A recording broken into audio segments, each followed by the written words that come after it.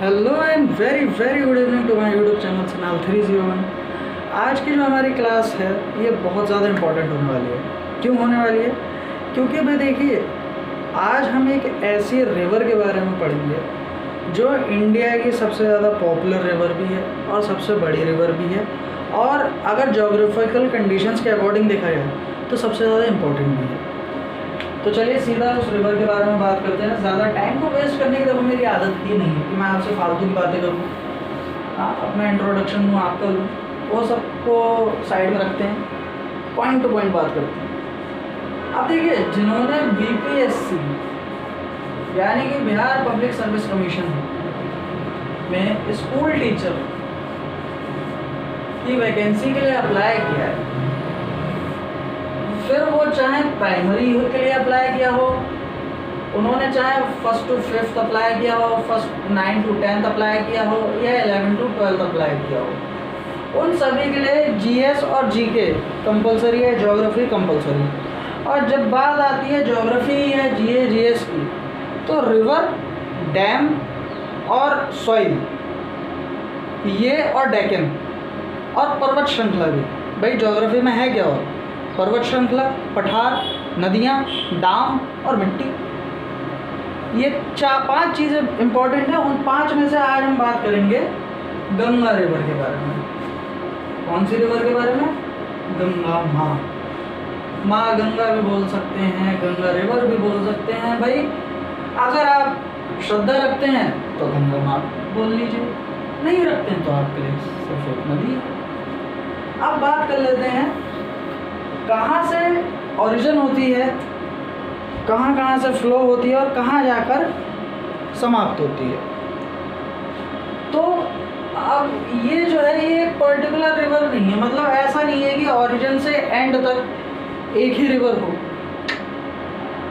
कई सारी नदियाँ मिल करती हैं इसमें, तब ये जो है गंगा के रूप में बहती है। अब बात कर लेते हैं, सबसे पहले उत्तराखंड से निकलती है। एक चीज़ कंफर्म है कि कहाँ से निकलती है? उत्तराखंड से। उत्तराखंड, फिर चाहे इसकी कोई सी भी रिवर हो, वो निकलती उत्तराखंड से ही है। उत्तराखंड में कहाँ से? 2 जगहों से। गौमुख, गंगोत्री से कुछ किलोमीटर आगे है गौमुख। तो जो गौमुख से रिवर आती है उसका नाम है भागीरथी। क्या नाम है? भागीरथी। गौमुख से निकलती है भागीरथी। फिर एक जगह है उत्तराखंड में सतोपत। सतोपत से निकलती है अलकनंदा। कौन सी निकलती है? अलकनंदा। यहां तक क्लियर है? भाई ओरिजिन पॉइंट की बात पूछी थी ना, तो ओरिजिन पॉइंट है गौमुख, जहां से निकलती है भागीरथी। सतोपत, जहाँ से निकलती है अलकनंदा। अब अलकनंदा की पहले बात कर लेते हैं। अलकनंदा जब बहती है तो सबसे पहले अलकनंदा में मिलती है धौली गंगा। कौन सी गंगा? धौली गंगा। धौली गंगा जो है अलकनंदा में मिलती है। कहाँ मिलती है? विष्णुप्रयाग में। विष्णुप्रयाग में। ये सारी चीज़ें आपसे ज़रूर पूछी जाएंगी अगर रिवर का क्वेश्चन आएगा। देखो, बिहार के सिलेबस को देखते हुए बिहार के लिए भी बहुत इंपॉर्टेंट है, इसलिए गंगा से रिलेटेड तो सवाल आ नहीं आता है, तो आपको सब पता होना चाहिए। अब अलकनंदा बह रही है, बहती हुई आई विष्णुप्रयाग में, उसको मिल गई धौली गंगा। कौन सी नदी मिल गई? धौली गंगा। फिर थोड़ा और आगे भाई, थोड़ा और आएगी आगे जब अलकनंदा नदी बहते हुए, अच्छा हाँ, जब धौली गंगा मिली तो नाम लेकिन अलकनंदा ही चलेगा, ठीक है? धौली गंगा आ रही है बहती हुई, और जब अलकनंदा में मिल जाएगी तो अलकनंदा के नाम से बहेगी। फिर धौली गंगा के बाद आएगी पिंडार। कौन सी नदी आएगी? पिंडार। ये कहाँ मिलती है? ये मिलती है अपने रुद्रप्रयाग में। सॉरी, पिंडार हमें मिल गए, हाँ, रुद्रप्रयाग में, सॉरी, कर्णप्रयाग में। पिंडार हमारी मिल गई कर्णप्रयाग में। कर्णप्रयाग, कर्ण आप ऐसे भी लिख सकते हैं, कर्णप्रयाग। कौन सी नदी? पिंडार रिवर। अब पिंडार नदी मिल गई इससे कर्णप्रयाग में, फिर ये अलकनंदा के नाम से आगे बह रही है। अब तक इसमें 2 नदियाँ मिल गई, अलकनंदा में 2 नदियाँ मिल गई। एक कौन सी मिली? धौली गंगा, एक मिल गई पिंडार। धौली गंगा मिल गई विष्णुप्रयाग में, पिंडार मिल गई कर्णप्रयाग में। अब थोड़ा और आगे आइए, जब थोड़ा और आगे आएगी तो इसमें एक रिवर ये आ गई, ये है मंदाकिनी। कौन सी? मंदाकिनी। मंदाकिनी मिल रही है रुद्रप्रयाग में। कौन से प्रयाग में? रुद्रप्रयाग में। अब मैंने मंदाकिनी यहाँ पे इसलिए लिखा है, अलकनंदा नदी के तट पर है बद्रीनाथ। बद्रीनाथ, बद्रीनाथ टेम्पल का नाम आपने सुना होगा, वो कहाँ पर है? वो अलकनंदा नदी के तट पर है। और मंदाकिनी नदी के तट पर है केदारनाथ। ये भी आपसे पूछा जा सकता है कि अलकनंदा नदी के तट पर कौन सा मंदिर स्थित है और मंदाकिनी नदी के तट पर कौन सा मंदिर स्थित है। अगर ये पूछा जाए तो ध्यान रखिएगा, अलकनंदा नदी के तट पर है बद्रीनाथ और मंदाकिनी नदी के तट पर है केदारनाथ। तो मंदाकिनी आके मिल गई इनसे रुद्रप्रयाग में। कहाँ मिल गई? रुद्रप्रयाग में। प्रयाग एक वो जगह होती है जहाँ पर नदियों का संगम होता है, इसलिए इलाहाबाद का नाम बदल के प्रयागराज रखा गया। क्यों? वहाँ पे 3 नदियाँ मिल गई हैं, गंगा, यमुना और सरस्वती, इसलिए उसका नाम प्रयागराज रखा गया है। अब रुद्रप्रयाग से जब आगे आएगी ये बहते हुए, अब मंदाकिनी मिल गई, धौली गंगा मिल गई और पिंडार मिल गई, लेकिन नाम अलकनंदा चल रहा है। अब अलकनंदा आगे आ रही है तो अलकनंदा में आगे आगे मिलेगी ये भागीरथी। कहाँ मिलेगी? देवप्रयाग में। भागीरथी गौमुख से भाई कहाँ मिली? आके देवप्रयाग में। अब टोटल कितनी नदियाँ मिल गई? 1, 2, 3 और 4 नदियाँ मिल गई। अब जब भागीरथी अलकनंदा में मिल गई तब यह आगे बहेगी गंगा के नाम से।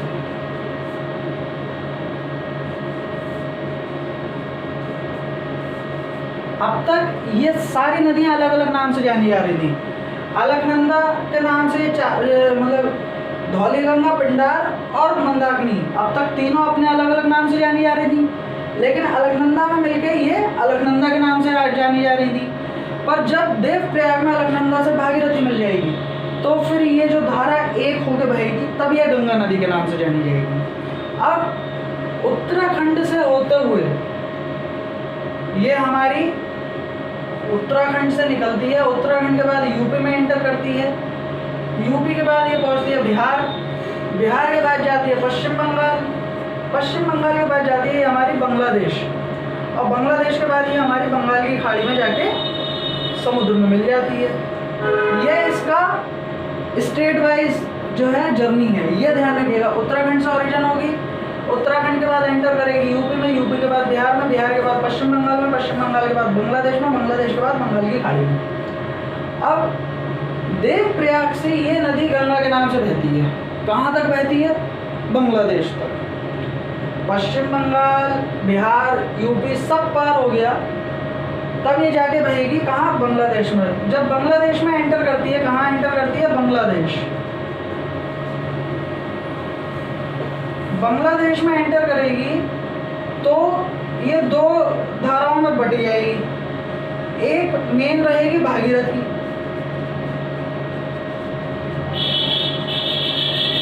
जब भागीरथी अलकनंदा में मिली देवप्रयाग में तब ये गंगा के नाम से बही और बांग्लादेश तक पहुंच गई। बांग्लादेश में पहुंच के फिर से 2 हिस्सों में बट गई, एक रहेगी भागीरथी, तब अलकनंदा का नाम क्लोज भागीरथी, और दूसरी हो जाएगी हुगली। क्या नाम रहेगा? हुगली। ठीक है, एक भागीरथी और दूसरी हुगली।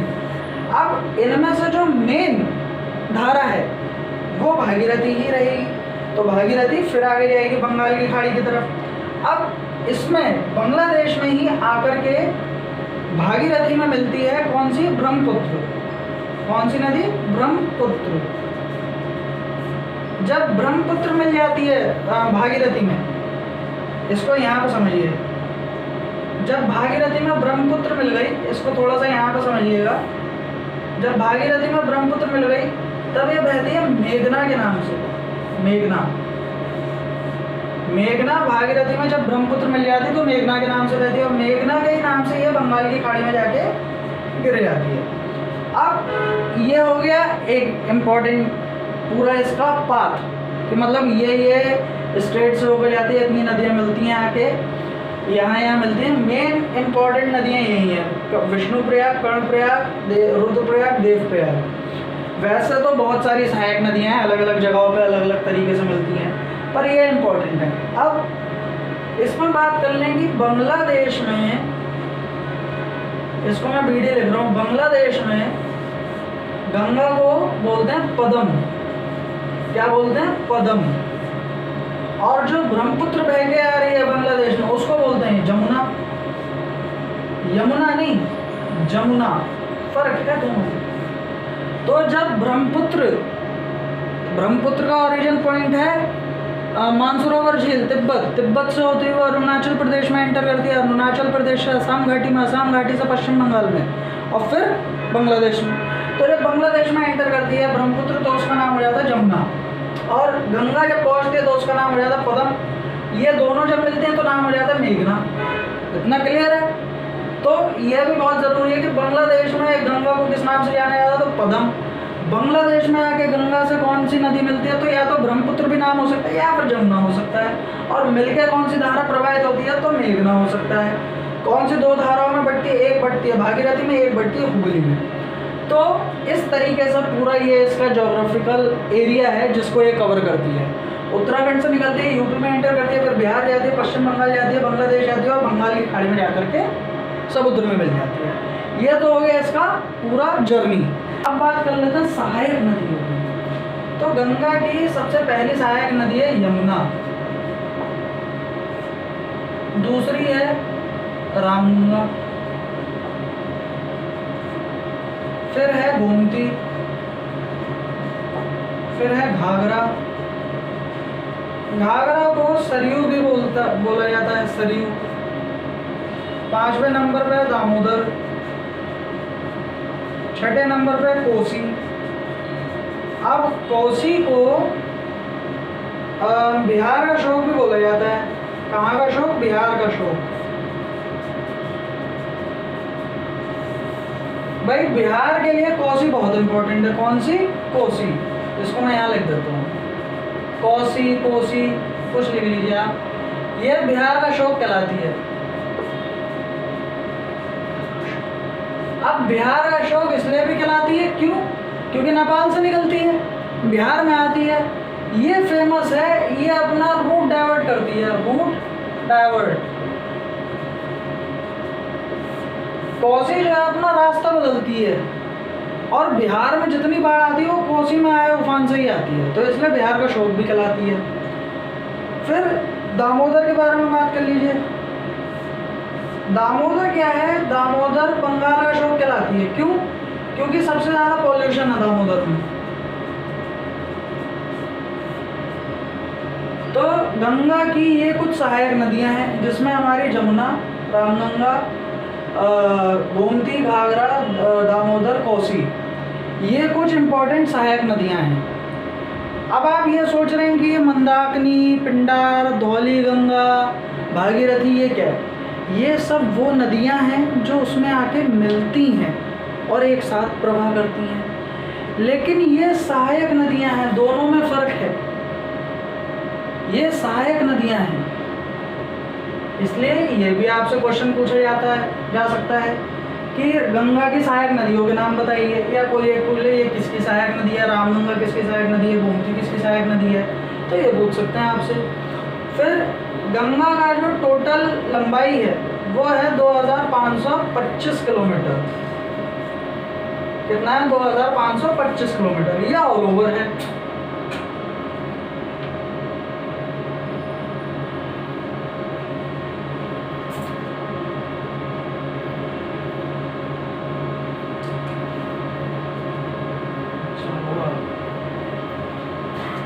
दो 2525 किलोमीटर की ऑल ओवर लंबाई है। पर अब बात करिए यार इंडिया में कितना बहती है, तो वो है 2071 किलोमीटर।